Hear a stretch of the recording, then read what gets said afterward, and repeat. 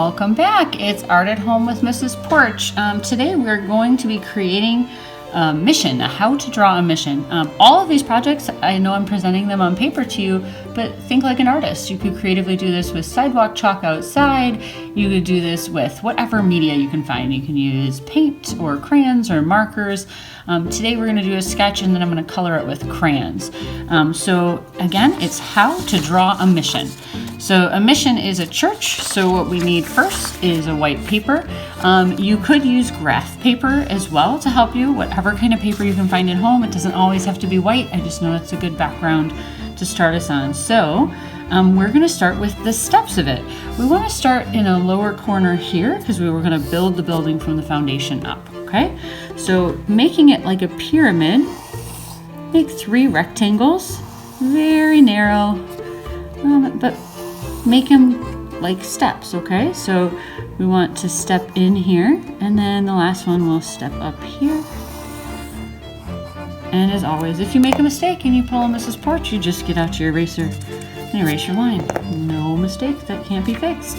We're gonna need an archway centered. I usually use my fingers to help me center, so I'm not as particular as others, but if you want to get a ruler out and make it as particular as you like, you can. Make your arch doorway, okay?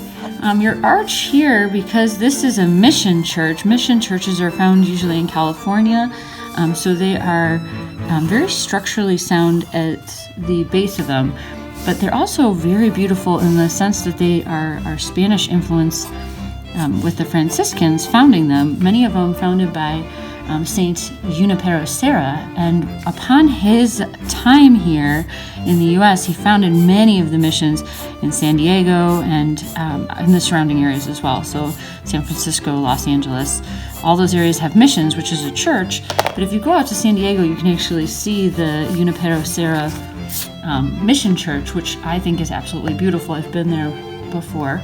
Now, around this doorway, we're going to actually build a structure. So I'm going to talk you through that first. So we're going to do kind of a bring it in here. We're going to be building our pillars here to make them steady. So bring it in a little bit, and we're going to build straight up, not all the way to the top because we do want to have a cloud in our sky, but pretty tall up there. Okay. Well, a pretty solid pillar here. Okay. And then do another solid pillar here. Okay. Make them relatively equal to each other. Let's not go for perfect. Let's let God have that as his reign, right? Then you want to put at the top of your pillar, a Spanish influence pillar would have more organic shapes, so it doesn't have to be exactly perfect. So we're thinking like adobe clay, so it would be formed with clay. And we get a circle in there because we remember that God is in there and everlasting, right? So we get our circle, God is in there, everlasting, and then the Trinity triangle there. Now, this part at the top is a little bit trickier, as we're going to make an archway again, but this time what we're going to do is kind of go up to a point, go in, then go in an archway, go over, and go down. And we're going to do that again, just to double that line.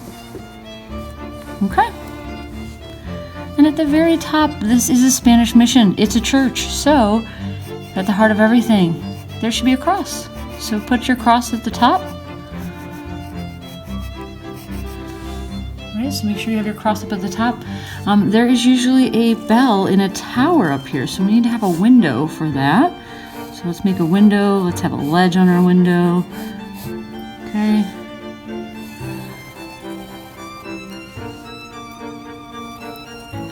Further window here. Now this tower here is really the cross tower. We're going to put an entire bell tower on this side now. This is almost an exact replica that we're making of my favorite mission out in San Diego. So we're going to go across here, pretty close to that pillar, just slightly underneath it. Come down to where your steps are, right here. Bring those stairs across, okay? Bring them across, and then bring them down. And this one can kind of go shooting off the page. You can leave it like that because it's two separate entrances, so the stairs would actually be going towards this door that we're going to make over here. This door is not going to be as tall as this door, all right? So it's the bell tower entrance, so it's slightly shorter. So our perspective is a little bit askew, right? And then up in the tower, let's actually build our bell tower, okay?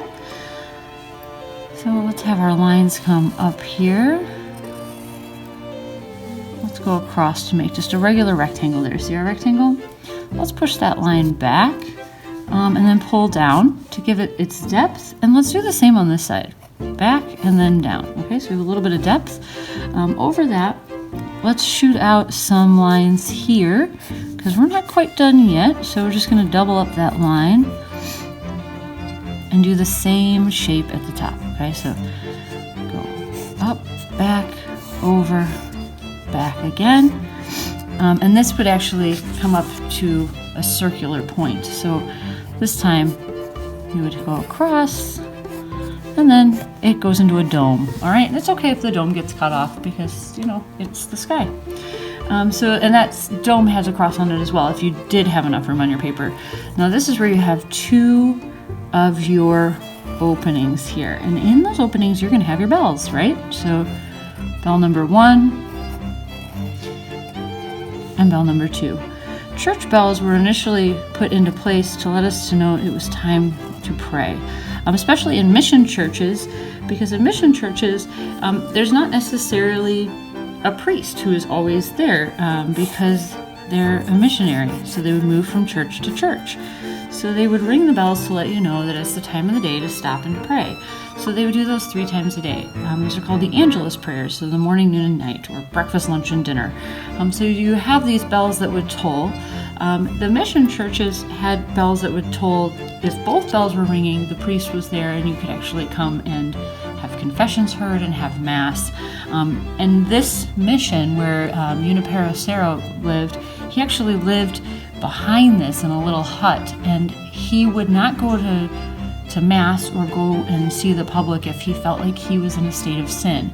So he would actually do his penance in a very secluded area, kind of like a hermit if you think that way. So he lived like off in a cabin behind this. Now you wouldn't see this when you drove up to it. What you would see is you'd see a wall in front of this and you'd have to access it and go in.